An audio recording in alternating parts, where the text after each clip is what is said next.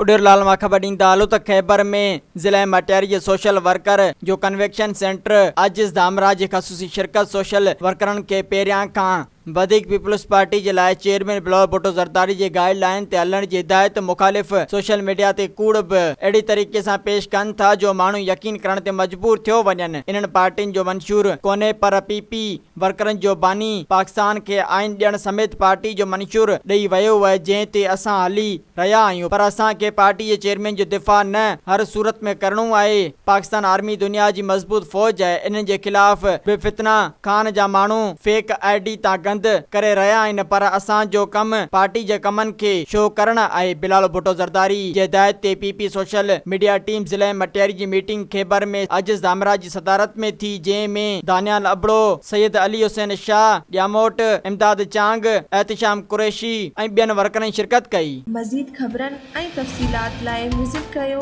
असांजी website www.awamiNewsHD.com ऐं ॾिसंदा रहो अवामी न्यूज़ HD।